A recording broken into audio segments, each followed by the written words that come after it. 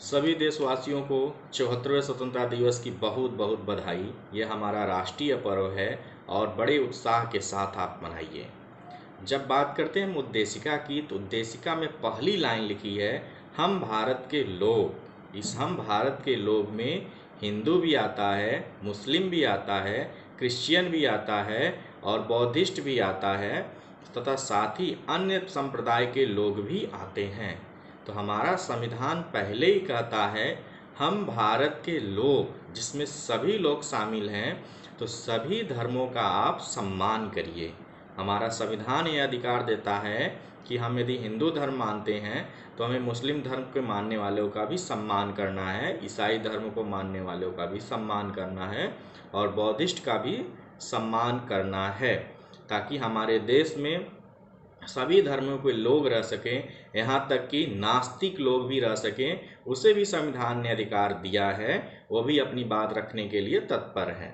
लेकिन जो सबसे महत्वपूर्ण बात है, आप किसी भी धर्म के खिलाफ अपशब्द नहीं कह सकते हैं। आपको जिस तरह से संविधान ने अधिकार दिया है कि अपने धर्म को मानिए, उसी तरह से किसी धर्म को श्रेष्ठ बनाने के लिए या किसी धर्म को नीचा दिखाने के लिए आपको कोई भी अपशब्द नहीं करना चाहिए, जो कि हमारा संविधान हमसे कहता है, पथ निरपेक्षता की बात करता है। इसलिए मैं आपसे ये बात कर रहा हूँ। देखिए, जिस दिन से आज़ादी मिली, यानी कि 15 अगस्त 1947 को जब हमें आज़ादी मिली, तब भी हमारे देश में सांप्रदायिक दंगे हो रहे हैं और आज 74 साल बाद भी सांप्रदायिक दंगे हो रहे हैं। आखिरकार ऐसा क्यों है?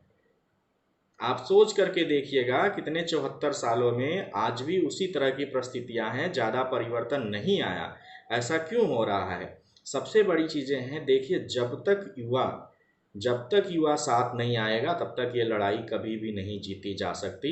सांप्रदायिकतावाद जो बढ़ता जा रहा है, उसे रोकने के लिए जो सबसे बड़ा अधिकार है, वो युवा का शिक्षित होना। इसलिए हर युवा संविधान पढ़े, अपने अधिकारों को समझे और संवैधानिक बातें जब करने लगेगा, सभी का रिस्पेक्ट करने लगेगा। हमारा संविधान ये भी कहता, उद्देशिका में ही कहा गया है कि सबको गर्व के साथ जीने का अधिकार है। तो प्रतिदिन आप लोग किसी न किसी व्यक्ति के ऊपर जो व्यक्तिगत कमेंट करते हैं, उससे बचिए, क्योंकि यह गैर संवैधानिक है। और हमारा संविधान आगे बताता है कि सभी को सामाजिक न्याय, आर्थिक न्याय और राजनीतिक न्याय मिलना चाहिए। सामाजिक न्याय की बात तो मैं अक्सर करके करता रहता हूँ, लेकिन आर्थिक न्याय का मतलब है आर्थिक आधार पर किसी से भेदभाव न करना। जैसे किसी की इनकम 928 रुपये से कम है, उसे गरीब के कैटेगरी में रखा गया है, और एक व्यक्ति की इनकम 4 करोड़ से ज़्यादा है, वो प्राइवेट कंपनी का सीईओ है, तो दोनों में किसी तरह का भेदभाव नहीं होना चाहिए। लेकिन है, आर्थिक आधार पर भी हमारे देश में भेदभाव है। गरीब को तो छोड़ दीजिए, अपर मिडिल क्लास और अपर क्लास में भी आर्थिक असमानता के आधार पर बहुत ज़्यादा भेदभाव है। तो इस आर्थिक अन्याय के खिलाफ भी हमें आज़ादी चाहिए। हंगर इंडेक्स की जब बात करेंगे, जिसमें 156 देशों को सम्मिलित किया गया है, उसमें हमारे देश का जो स्थान है, वो आप आश्चर्य में रह जाएंगे, 146वां, यानी कि 146 नंबर पे हम लोग हंगर इंडेक्स में भी आते हैं। इसमें भी हमने अच्छा कार्य नहीं किया है।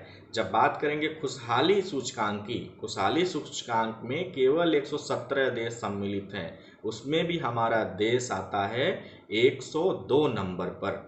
सोचिए, हमारे देश में आज़ादी के बाद भी खुशहाली आज तक नहीं आ पाई। क्यों नहीं आ पाई? इस पे आपको मंथन करने की ज़रूरत है। अब बात आती है सामाजिक न्याय की। सामाजिक न्याय की सबसे ज़्यादा बात होती है, लेकिन मिलता कुछ भी नहीं है, क्योंकि बहुत से ऐसे लोग हैं हमारे देश में जो सामाजिक न्याय का खुल कर के विरोध करते हैं। लेकिन जब अमेरिका की बात करेंगे, वहाँ भी अफर्मेटिव एक्शन है, लोग अफर्मेटिव एक्शन लागू करके खुशी का एहसास करते हैं। यूरोप में भी है, बहुत सारे कंट्री में अफर्मेटिव एक्शन आज भी चल रही है। तो राजनैतिक न्याय हमारे संविधान द्वारा प्रदत्त अधिकार है, जिसमें हमारा सबका वोट एक बराबर रखेगा वैल्यू।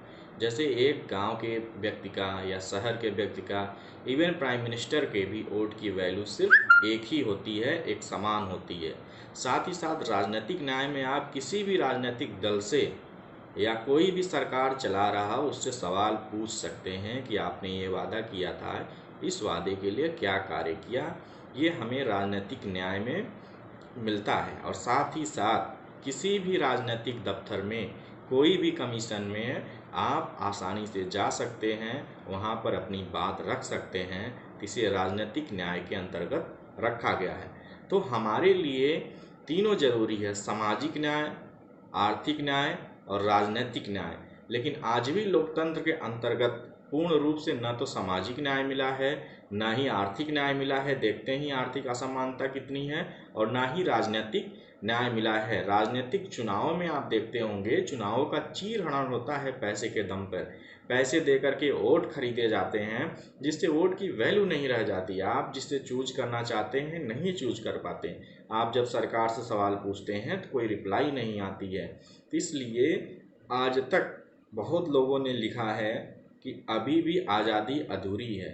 वास्तव में आज़ादी अधूरी है, लेकिन आप इसे पूरा कर सकते हैं। सिर्फ भारत का युवा ही भारत की राजनीतिक, आर्थिक और सामाजिक आज़ादी को पूर्ण कर सकता है।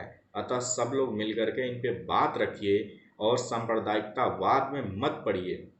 कोरोना का समय चल रहा है, बहुत से डॉक्टर, 250 से ज़्यादा डॉक्टर शहीद हो गए, जिनका आपको नाम तक नहीं पता होगा। उत्तर प्रदेश का एक सैनिक शहीद हो गया, जिसका भी आपको नाम नहीं पता होगा। लेकिन बेंगलोर में दंगे हो रहे हैं, क्यों हो रहे हैं, कौन करा रहा है, सब कुछ आपको पता होगा। इसलिए व्यक्ति या आने वाली पीढ़ी दंगाई बनना चाहता है, क्योंकि उस पर जोर दिया जाता है। ये एक साजिश है, इस साजिश को आप समझिए और इस साजिश से आप दूर रहिए।